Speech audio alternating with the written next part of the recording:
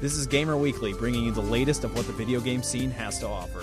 On today's episode of Gamer Weekly, I have Ben and Steve from Pixel Maniacs, and we're going to be talking about Chroma Gun, Cant Drive This, and The Loop. Hey guys, welcome to another episode of Gamer Weekly. With me today is two people, which is strange because most of the time I only have one, but I always welcome more company. It's Steve and Benjamin from Pixel Maniacs. Thank you so much, guys, for coming onto the show today. Thanks for having us. Thanks. So you guys have multiple games in the works. So let's start off with one that I feel like is becoming a really big hit with a lot of YouTubers, and it is Cant Drive This. So for those that don't know, what is Cant Drive This? Well, do you want to? Or? Yeah, Cant Drive This is a game where one person drives a car and the other one has to build the track at the same time. And it gets quite chaotic. Yes, friendships get destroyed pretty often. And it's a co-op game at the moment, but we'll add several more game modes in future. For example, a competitive one. Right. Yeah. And so, with this game still in early access, what are some things that you're wanting to potentially add to this game? Well, like Ben said, definitely game modes is one of our key focuses because I think the game modes, like the variety of game modes, really adds to the game, to the replayability of the game. And also, we're gonna have some nice gimmicks like XP system. I think we're gonna have, and we're gonna add more customization features for the cars and more various street tiles to build, so that just the whole thing gets even more chaotic and friendship destroying. So that's the main focus of the game, though, is destroying friendships. Yes, exactly. That's what we're trying to achieve, is just to make everybody unhappy. It's kind of like the Mario Party mentality, just right. Forget everybody else. You got to destroy them as quickly as possible. Exactly. So, how did you guys come up with this game? That's really not an easy question. It is like when people say the idea just happened, that's actually what happened. We were participating in a game jam. Yeah, it's called Ludendar, and I'm not sure if you know it. Yeah? No, I don't. Sorry. Okay. Yeah, it's a very cool game jam where roughly about 7,000 people from all over the world participate. Right. And you get a topic like, for example, an unconventional weapon or the shape-shifting, I think shape-shifting was the topic of the last Ludendar.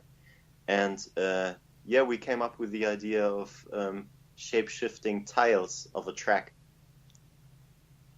And that's how we got to the idea of Cant Drive This. And yeah, just basically it just popped up. Like, it was one of a lot of stupid ideas, and when it popped up, everybody said, "Well, that's a stupid idea. We can't do that." And then we made it. We didn't have a lot of time, you have 72 hours during this game jam, from getting the idea to implementing a prototype. So you have about 1 or 2 or 3 hours to think of an idea you want to implement. Right. Yeah. And you guys came out with Cant Drive This. That's right. Right. Actually, we even started our Greenlight campaign for Cant Drive This while we were still within those 72 hours of the game jam. And I think we even passed Greenlight in that time, didn't we? I think it was 1 week later. Was it a week later? Yeah. Oh, that's right. So you guys were already ready to sell the game in 24 hours. Like, you were already like, we got this. This game needs to come out. In theory, yes. Right, yeah. We thought, like you hear it so often, well, it should be quite easy to implement. Right. And then we said, yeah, okay, let's build this game.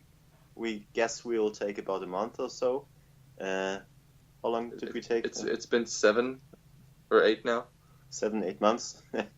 Yeah, but we started the Greenlight quite quick. We actually got featured on Kotaku, who picked up the game during Greenlight and checked it out and wrote a piece about us. That was pretty cool. And so, I'm sure you've seen a lot of people play Cant Drive This. What were some things that people were doing that you didn't expect to happen? That's a good question. We actually have some funny stories here. Well, the first thing is after about, I think, a week or so of the game being out, the high score, the internal office high score, was around, I think, 5,000, something like that. The user high score, the player high score around the world, was somewhere around, I think, 17,000. And the funny thing is, back then, if you got a high enough score, like the whole world is filled with ocean. I think after about 10,000 points, the ocean stops. Like, so there's nothing. You're just driving around an empty skybox. And apparently a lot of people saw that empty skybox because we didn't expect people to get this far.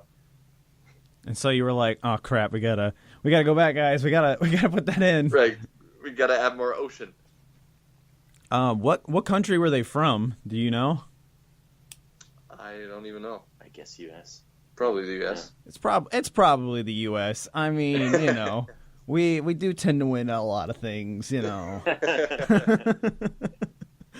So, we'll shift to another game that you guys. It is out. It's Chromagun.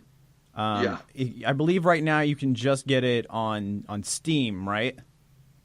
Steam and Indiegala, I think. And Mac.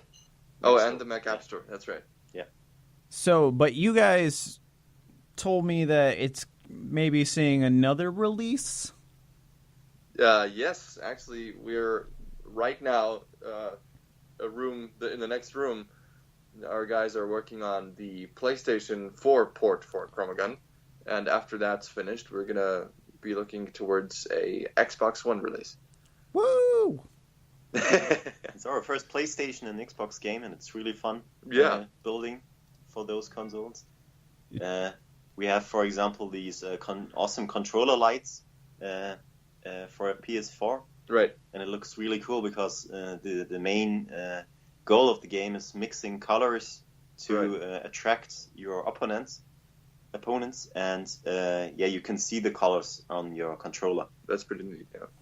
So, because the game, to me, almost has like a Portal mixed with like a antechamber thing. Like, was that intentional? Not at first. That game actually was the result of our first game jam. The topic was, as Ben mentioned, an unconventional weapon, and it was supposed to be like an isometric top-down shooter at first, but at some point we decided to just shift it to first person because it just looked more fun. And at some point we realized, okay, we have a game in which we use a gun that doesn't shoot bullets to solve puzzles, and those puzzles are like room scale puzzles, and it's just so Portal. We decided to just, all right, let's do it. Let's add hints to Portal. Let's make it more Portal-esque. And so is there like an AI that's talking to you the whole time that's telling you how horrible you are? There's not an AI, but there's a guy. Oh, okay. So it's totally different. Yeah, it's a completely different thing. There's a physical person there instead, just looking at you the whole time. Like every room you go into, there's a guy that's looking at you in the corner, just like, you suck. Yeah, well, you can't see that guy, but he's you never see him. But you can feel him. You can feel him breathing down your neck as you're doing these puzzles. So it's completely different. How do you come up with the puzzles for the game? Because I feel like it would be a bit of a process to do it. Definitely. Yeah, we simply created tons of puzzles. Yeah. So I think how many levels? 500 levels or something. Yeah, like that. something like that. And we played a lot of them, and we gave them some ratings and thought about which one could be a nice tutorial level, and Right. and we sorted a lot of them out, and at the moment we have 64, something like Something that. like that. Yeah. So these are the top 64 levels from our 500 levels we built before. A lot of times we just took like parts of levels that were really good, but the rest of the level was not good, and we just like melded them together to get some sort of nice feeling puzzle. What do you like? What do you feel like is the best puzzle in Chromagun? Like out of the 64 levels, Right. which one do you think is the best one? Well, that's a good question. I personally like one level where everybody thinks it's about speed. Oh yeah. It's hard to explain, but it's a level where everybody tries to shoot to 4 points within the level. That's right. And you are able to do it if you're 16 or so. Yeah, if you have like really sick reflexes and hand-eye coordination. And it's really funny to see those 16-year-old guys sitting there in front of their Twitch stream and shooting pang, pang, pang, and they are done. Yeah, like crazy speed. And others, so the people who don't have those reflexes, Right. they are sometimes sitting around half an hour and trying to solve this level. Right, they get frustrated because they can't move that fast. But yeah. Yeah, and some others, like people who play, for example, a lot of puzzle games, I don't know. Probably. They go in, they see, okay, it's not about time. Shoot 4 times, and after 10 seconds, they're done. So, right. Yeah. So what you're saying is it's hard to pick which one it is because they're all cool. It is really hard to pick. I mean, and every level is different in its mechanics and in the use of its mechanics. But I think generally the levels where you don't learn but you get to use the mechanics that you've learned, those are the most fun. How do you balance out the difficulty of the puzzles? Because I feel like there's a fine line between like, all right, that was really clever, and oh my god, what the hell was that? Like, what am I supposed to do? Kind of mentality towards a lot of puzzles. We are watching a lot of Twitch streams and YouTube videos. That gives us a lot of feedback. That's true. And we also have integrated in the first version of the game, which was on iOS, but was a bit crappy to be honest. Yeah. We had integrated Google Analytics, and we tracked how many people started a level and how many people ended each level. And if you plot this and look at the numbers, you can see which levels have a much too high ratio of people leaving the game because I guess they are frustrated. Right, rage quitters basically. It is pretty hard, like just sorting those. And I think we did a pretty good job. We probably could have done a better job. I mean, I don't think any game developer ever says he couldn't have done a better job. But we tried to add, like when we had really tough levels, we tried to add every once in a while a level that would just let you breathe, that would just let you just really just soar through it and then hit you with another brick in the face. Which is always good to have in a game, you know. Bricks straight to the face. And so if you guys want to check out Chromagun, there is a demo of it on Steam, and at the time of this recording, it is on sale. But this episode's coming out the week after we're talking, so buy it anyway. You know, support developers. You know, it's a good idea. So the last game we're going to talk about isn't out, isn't something we can actually look at yet. But you guys are currently working on it, and it's The Loop. Yes, and that's the working title, actually. So, because this one, it sounds really interesting. Being the plot is like you're stuck in a time loop, and you have 5 minutes to stop it, and every time you have to beat it within 5 minutes, or you start over. Right. That sounds really unique. I feel like I've never seen something like that.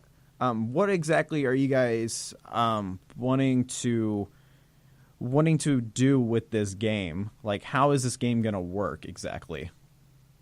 So the basic idea of the game would be to have how do I explain it? The core mechanic of the game should be your own personal memory. So not the character's memory, but your memory as the player.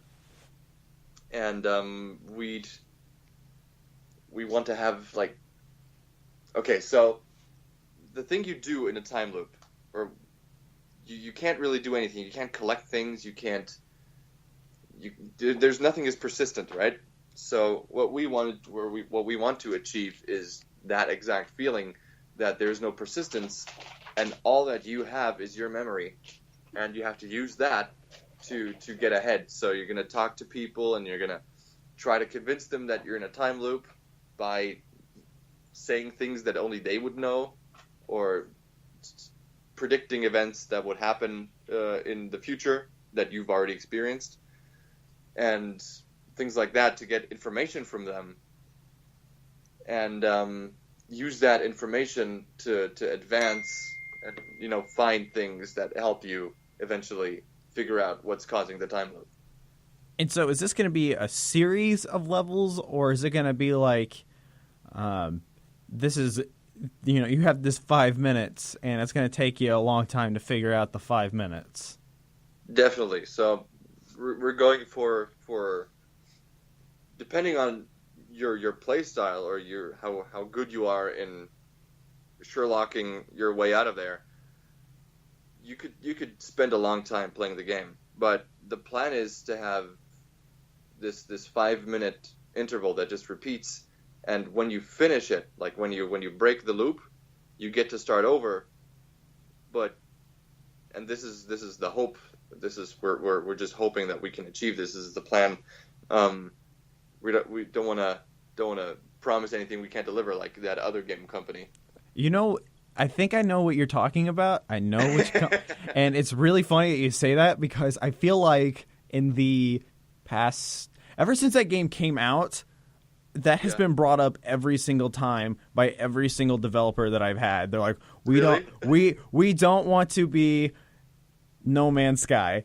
We don't want to be No Man's Sky. It's like, I'm seeing a pattern here. It seems like now that's like the thing you talk about in the game industry, is like, you don't want to be that game. You don't want to be the Molyneux. You don't want to be the No Man's Sky. You don't want to overhype, because if you overhype, then everyone's going to be like, nobody is promising anything anymore. Right, exactly, yeah. Right, and like I've started to notice that too. Like, it seems like a lot more people aren't trying to hype their game as much. It seems like now we're almost going to like a system where people are releasing their game like a day early, something like that. Right. Which I guess is all right, but I mean, even then, it's like, why just release it on that day then? Yeah, exactly. But no, that always gets brought up, and I haven't interesting. I haven't even played it, to be honest. But everyone is just like, no, everything wrong with the world. It wasn't a bad game. It's just the expectations were so much higher, so that just overshadowed the whole what it was. It even had like it's on Steam. It has overwhelmingly negative, which I've never seen that before. Oh no. Yeah, and like it sucks, because like I'm sure a lot of hard work went into that game, but like, definitely, man, that just that sucks. Yeah, it does. But it's horrible for them. But you will not make that mistake with the loop, because no, we'll not. You aren't going to show anything until it's close to done, and you're going to be like, make the judgment for yourself. We think it's cool, and we hope you think it's cool too. Right. So I have high hopes for the loop. I think it'll be really interesting to see it unfold. I have a feeling that a lot of people are going to be talking about this game, because to me, We hope so. It sounds different, and I feel like at this day and age, like everyone's trying to find something that is different but still feels familiar. Like you're not. Right. It's not like, oh, we're reinventing the wheel. It's like, here is this wheel, but here is a slightly cooler looking wheel. Do you have a cooler looking wheel? Maybe. It's not out yet, though, so, you know. This one you can't slip on when you're driving. Oh, man. Uh-oh. I've overhyped my tire. So I think I just got a new idea for a new wheel. There we go. So the next game that Pixel Maniacs is making is a game where you are a tire and you have to do tire adventures. So you heard it here first, guys. Tire adventures. Here we go. So The Adventures of Tires McTirington. there you go. There we go. That's it. That is Game of the Year material right there. Let's set up the Kickstarter. Right? That'll be in the next game jam you guys go to. It'll be like, wait, for some reason I'm thinking tires, and you're gonna be like, oh my god, it was that guy that we talked to. So, once again, thank you guys so much for coming on to the show. Yeah, thank you. Guys out there listening, once again, you can find us on SoundCloud. You can go onto Podcast Addict if you include the iTunes search, which is really easy to do. There's like a little checkbox for it. And if you're an Apple user, you can just go straight onto iTunes and just subscribe from there. And I would really appreciate it if you did it. Spread the word, because, you know, that's what cool people do. And if you want to play any games by Pixel Maniacs here, you can find Chromagun and Cant Drive This on Steam right now. That's right. And you can find a demo for Chromagun as well. So if you want to get a good idea of what exactly it is, you can do that as well. And Right. If you buy Cant Drive This, make sure that you have a buddy to play with, because that's kind of the point of that game. So, but Maybe it does not a very good buddy. But it does have online multiplayer as well. So if you can't That's true. can't find any friends, you know, you got a leeway into that. So That's what it's for. For And- people who don't have friends, you can play online. which is fantastic. And be on the lookout for The Loop as well. When are we going to be looking at something for that? That's a very good question. We're going to probably start going full into development around the beginning of next year. So, all right, cool. We'll be looking at it then. Hopefully, so maybe like a mid to late 2017 is when we're gonna see more from that game. So That sounds about right. that's Yeah. Also, it's not going to be called The Loop, probably. it's gonna be called Loopy McLoopface. Tires McTirington. Yeah, there we go. This whole time you've been a tire. Exactly. Stuck in a time loop. Ooh, actually, that sounds pretty interesting. Write that one down. But yes, once again, thank you guys so much for coming onto the show, and thank you out there to all 7 of you people out there that listen to my show. You 7 people make the show worth doing. So I greatly appreciate it, guys, and listen to more episodes. And goodbye.